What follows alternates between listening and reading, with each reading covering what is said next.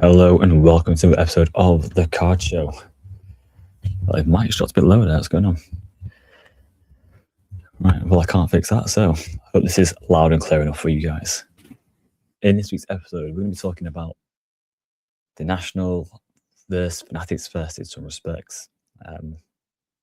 How the hobby has changed, and again, from my point of view, looking at all the content coming out from the National now, and the disaster that is PSA at the moment, which is,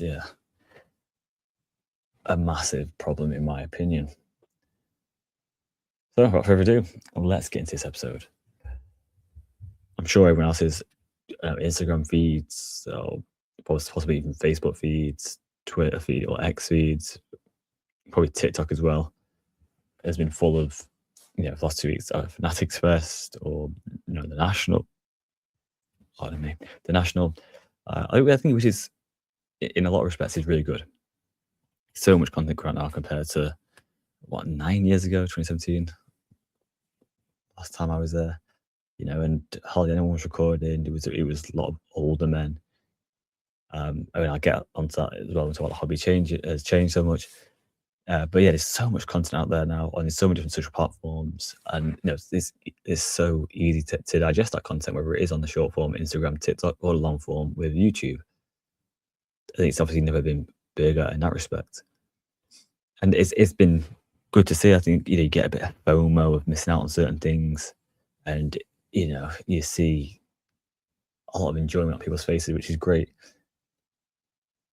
And the difference between the two, where Fanatics Fest is so geared up towards what Fanatics can do around the sports stars, around the events and activations they can put on, compared to National, which is obviously tries to update itself a little bit from what it is usually, because the National is just one big card show.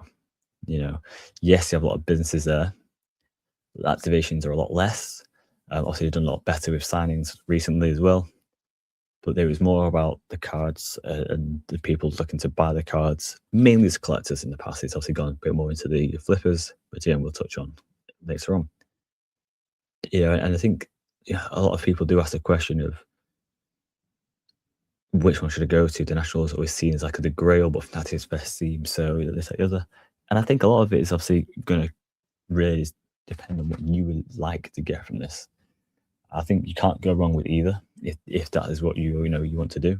If you want to go and enjoy a card show abroad, then obviously there's many other ones to go to, but the National is obviously seen as a holy grail.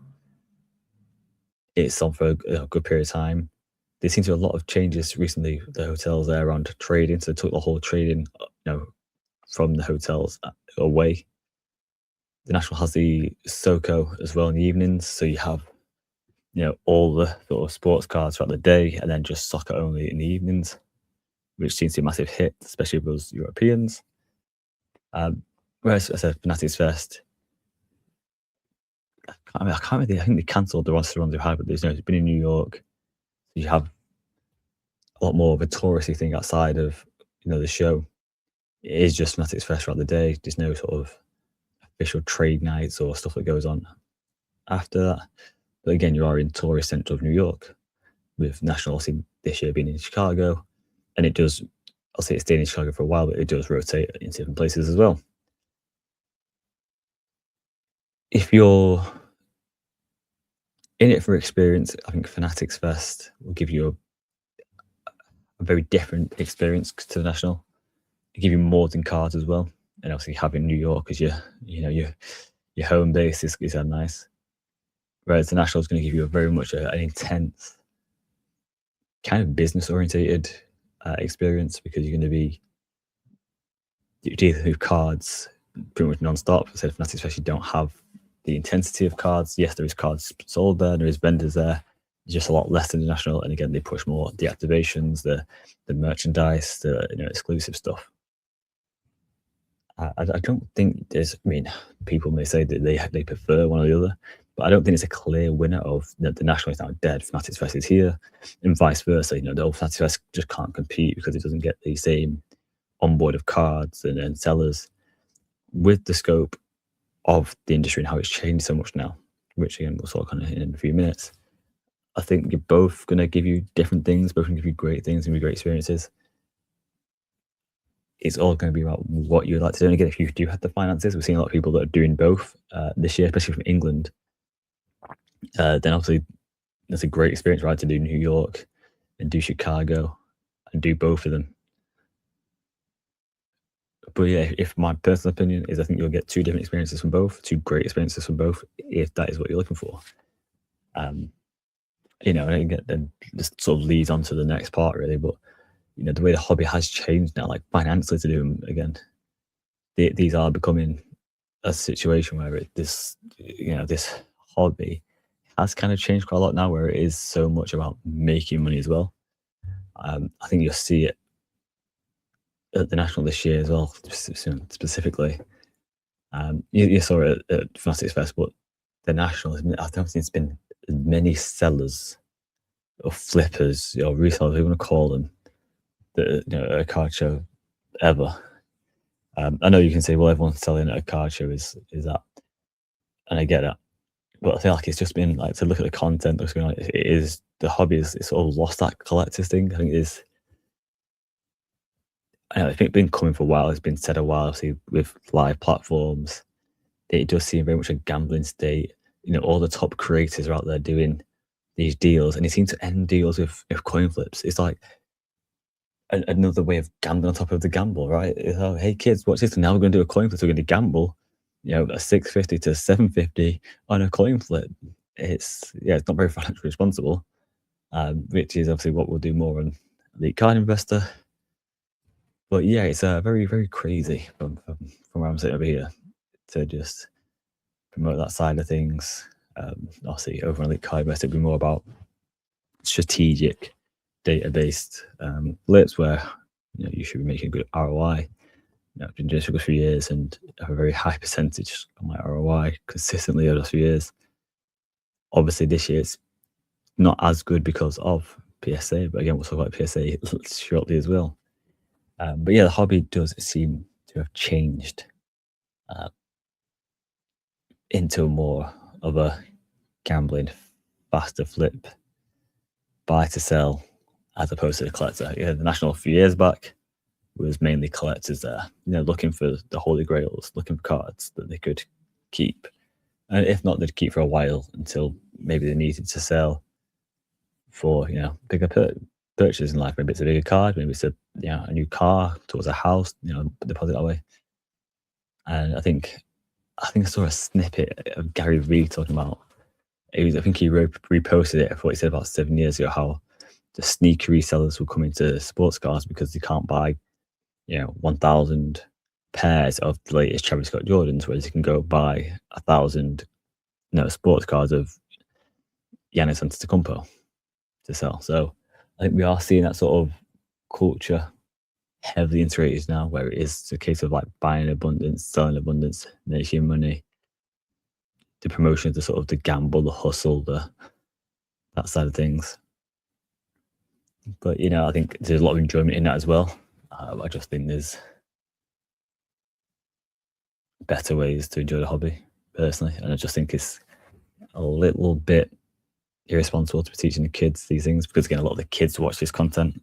Like obviously, I'm a grown man. I don't consume that much content, believe it or not. I try and catch up with people I know and interact with, just to, you know, it's always nice to support people. But yeah, I don't watch anything from, you know, across the pond. You know, this King of Cards, Card Collector 2. I've not watched a video for a good 2 years now.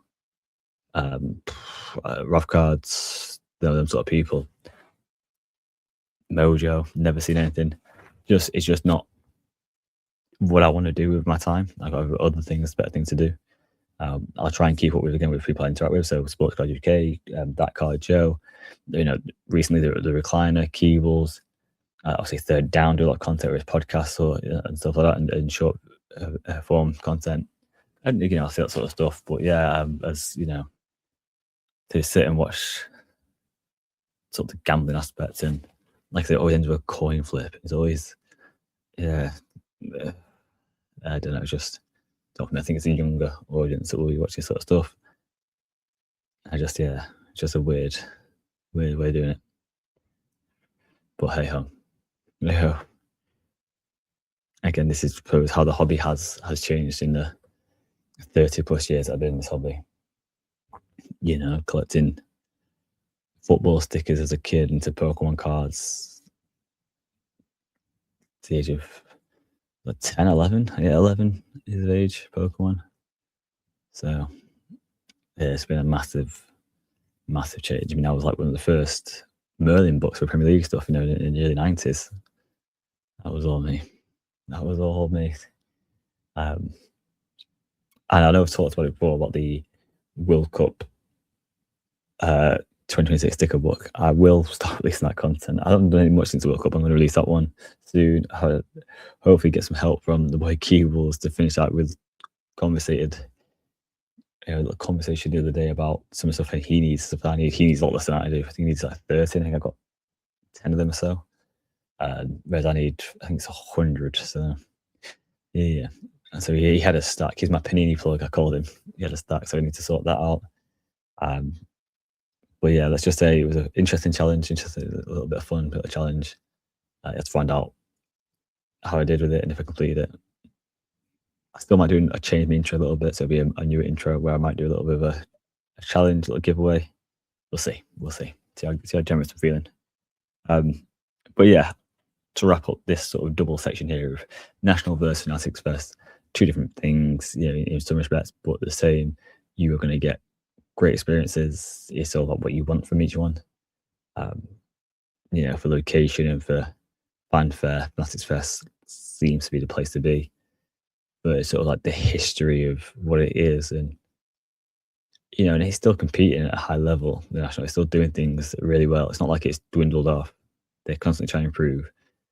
And again, for the amount that goes on there, it's just a lot. I feel like it's a lot more intense, especially with this SoCo in the evenings. If that's what you're going to do, that's a long slog, you know, of 18, 19-hour days potentially, if not more, of just doing cards. You know, throughout the day, throughout the evening, trades, you know, after shows, sort of thing, as opposed to the Fanatics Fest, where it's kind of like just get in, enjoy the day, then out and enjoy New York leisurely. But yeah, and then obviously the hobby changing, it's inevitable. And don't get me wrong, collectors are still out there in abundance. I don't want to say they're being priced out of these events, but yeah, it seems to be. I think the national probably a bit more for collectors because they'll find what they're looking for there more than with a Fanatics Fest, potentially, because of the amount of vendors, the history of the vendors as well. But yeah, I think both will be great experiences. I don't know. Will I go to one in the future? I don't know. Again, financially, again, I talked about it on last week's pod where I talked about, you know, doing a total of going to one of the shows or both the shows and having that money to spend on cards, and then just doing, I don't know, just do like a live and just go through eBay and spend that, you know, 5-10 grand on what cards I could buy and what that cards could be worth a year later for the next Fanatics Fest, or even what I could say for 6 months later, sort of thing, you know, at the end of the year.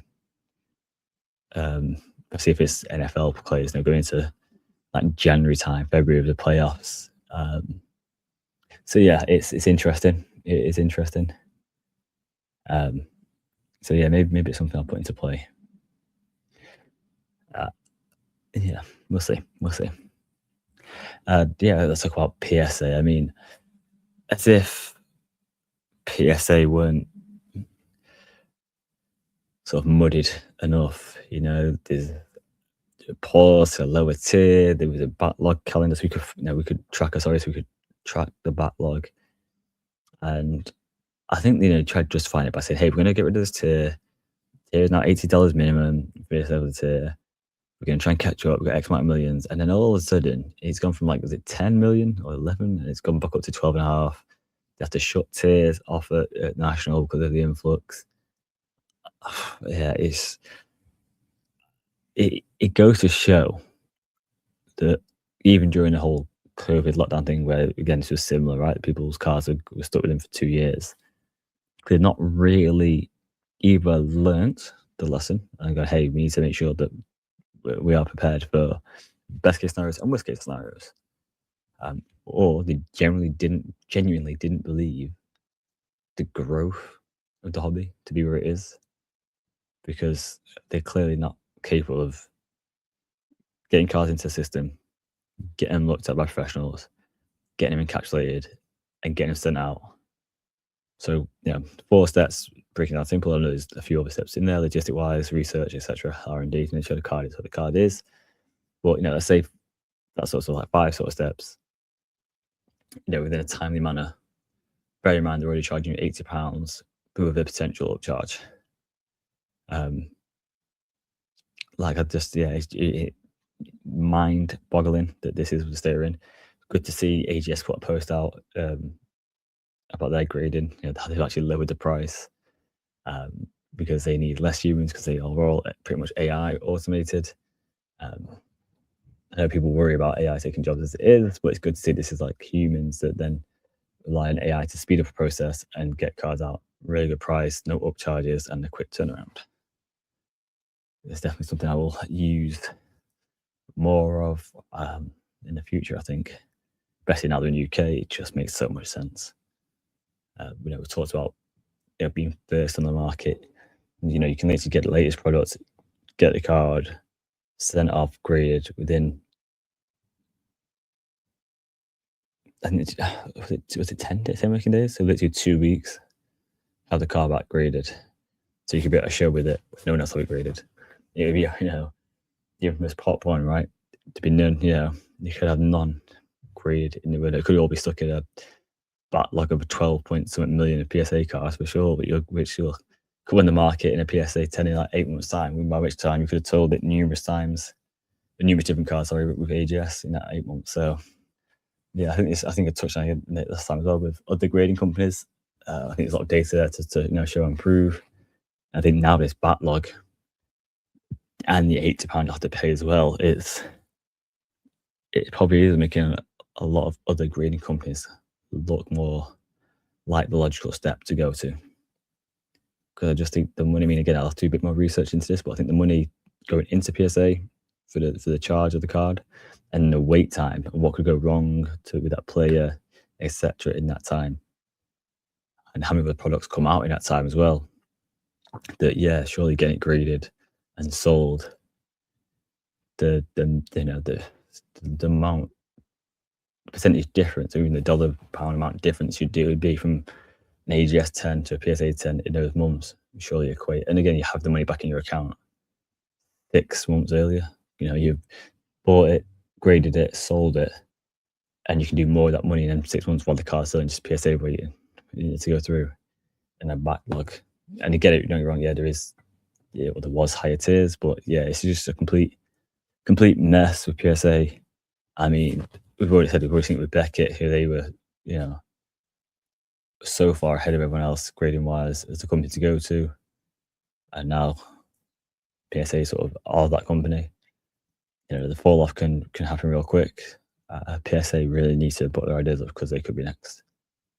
I don't think it'll happen. I think there's too much, especially now with 12 million cars, there's too much invested in there, too many cars in there. But people can turn real quick, especially when it's all about flippers and buy, sell, quick. Very, very interesting times with the hobby indeed.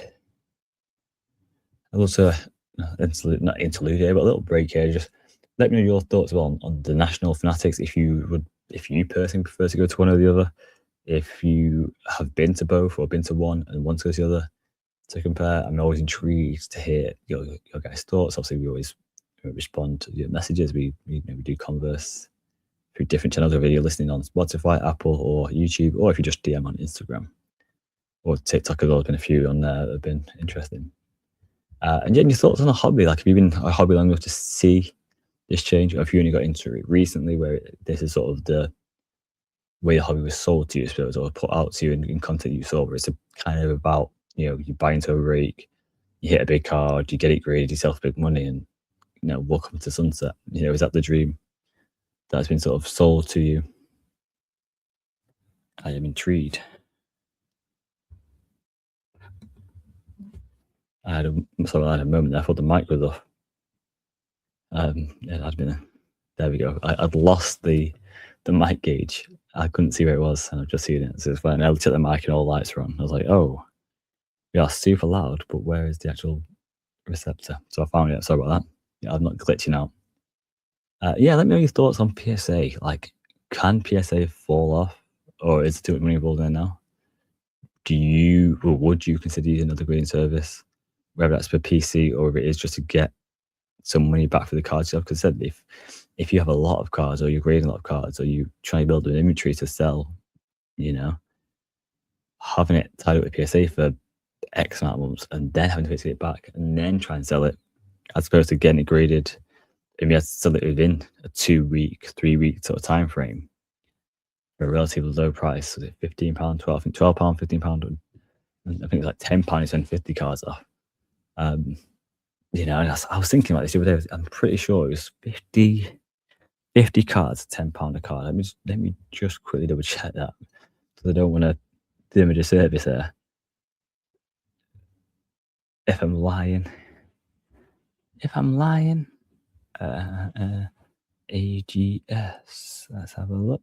AGS UK. Now, did I tell the truth? I did. So £10 a card for 50 plus cards. The basic tier is £12 a card. That's a 20-day turnaround. So £12, 20 days. And there's a standard which is £15 a card for 10-day turnaround. But Express as well, £25 a card for a 3-day turnaround. Yeah, no membership fee, no minimum quantity apart from the 50, no upcharges. Yeah, I think that's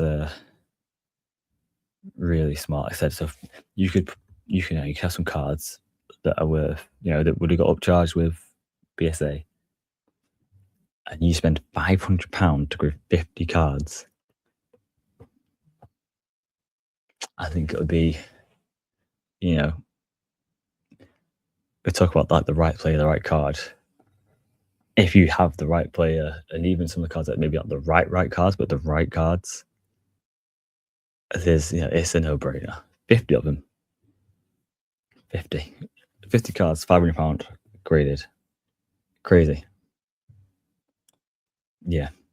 I mean, I'm just thinking ahead now, like, yeah, you should be making good money back from that. And again, people argue that, oh, it's not going to hold the value of PSA. But again, you might not see some of these cards in PSA slab for till next year. It's of course it's August, April. It's August. So if this backlog is already at 12.7 million, by the time you get through this, let's say whole of August now, because it's the second. So whole of August, September, October. So that's 3 months to get down. Let's say could they do 3 mil a month? Let's say they do 3 million cards a month. So then going to need November. That's put them at 12 mil roughly. So it's still a few 100,000. And let's say they still get a few cards. Let's say get another million or so. So let's just say it's middle of December that they got through the backlog plus any cards that have come through from various other ways, for certain price tiers. Then you've got the Christmas sort of period and New Year's. So yeah, it could well and truly be next year by the time these cards start, making their way onto American eBay and then across the shores to Europe and England sort of thing. That's a long time of an advantage you've got for having these cards. So even if people sort of go, oh, well, it doesn't hold value PSA. Okay. Get a PSA one then. Oh, wait, you can't find any. And then, you could see them in another show and it's the same scenario. Yeah, still not finding PSA. I wonder why. And the money you'd lose, I don't think it would be that great. I think you had to sort of stand firm in it as well. I think a lot of people would just price it. I think a few times people just price down. Like I've seen the ace cards and they were pricing the cards at like, I think I got an ace card. It was part of a challenge. It's on the NCC challenge of Rainy. And I swear it was like £15. So think about the cost of grading. I picked off cards of eBay for half the price of grading, £10 and stuff like this that are graded. Do you think? I get it. So we just want to go take loss and get liquid, but sometimes you have to stand a little bit firm and say, hey, PSA is going to be this price. PSA 9 will be this price. PSA 10 is going to be this price. I got SGC the 8 to 9 or 9.5. It was going to be this price, and just sort of hold firm and not bow down to sort of pressure and put respect on each grade. And if we SGC 9.5, if you respect it as a PSA 9, then make sure it's close to their routes. If you respect it as a PSA 10, respect their routes. Like, take a little bit of it, but don't succumb to someone say, oh, well, it should be lower than a PSA 9 because SGC, not PSA. You have to kind of respect the grade and the companies, I suppose, a little bit more. But yeah, it's interesting. It's very interesting. Also want to give a special little mention to Sports Club Scotland. Back on the scene, which is good to see. Had a bit of time out to recharge. I expect him to put some things in motion soon with his own podcast and more content coming. And shout out to Rainy City Cards, obviously the friend of the channel, host of the MCC. I talked about it last week with the team up with Kit Locker and Nike for the jerseys. I did order mine. I got like a weird little shadow ban for gambling content, which is kind of weird. Where I couldn't get into my account, so I almost missed out because Ben sent me a link, and he was like, "Yeah," he messaged me saying, "Hey, log onto Instagram to get on this." And I saw it, and I was like, "Yeah, I can't get on Instagram," so I had to message saying, "I can't get on Instagram." He sent me a link, managed to order it in time, and then I think I ordered it at my site. I think one of the last ones, a medium, it sold out, and then obviously I saw that it's now sold out. So congrats on selling them out. I don't know how many they had in each size, but yeah, I'm glad I got one. Cool. So I'll be wearing that to the show end this month. As I record as well, there is actually a show called Pirates at Boundary Park Oldham, which I gutted I couldn't go to because obviously I was going to do that deal with keyboards to swap over some stickers, but unfortunately, just didn't make too much sense. It was like kind of heavy TCG. I had other things on this Sunday. My son had a little football, had little kickers, and yeah, day sort of gets away with you a little bit. So I'll sort out keyboards to swap over those stickers and we get closer to completing our albums. And we'll see. Shall see. But I appreciate everyone for listening this far. Almost half an hour. Again, I'm expecting some guests on after the National, and I think a few people will be after London Car Show, which is in 2 weeks' time as we record this. So Sunday, so 2 weeks will be finished it, right? It's like 10 days away. 11 days away, which is nice. I do have my hotel reserved. I don't have a train ticket yet. I don't have an actual ticket. Yeah, I couldn't even get a ticket to the actual show, which is annoying. So I think I might just be there the Friday or Sunday because I can't get any Saturday tickets. But it's still Friday and Sunday tickets available. Last time I checked, on the 2nd of August. So if you're in and are in, maybe try and check out them 2 days. I'll say Sunday, a little bit quiet, but still quite very busy. Friday was very busy last time that I went. I heard it just got busier the last show that I didn't go to. This one is at Sandown, not Excel, so make sure you get your travel arrangement and hotel sorted for that. But yeah, hopefully I can go down there. We shall see. But other than that, have a good week. Actually, I'll catch you guys next week. I don't think there's a guest on next week, but don't quote me. Again, I think there's a few guests after the sort of Fanatics Fest and probably London Card Show has sort of been a busy few weeks for people and they're flying around for Fanatics Fest National and then going back and getting set up for London. So we'll see. But yeah, guest on soon, next few weeks. But yeah, take care. All the best. Peace.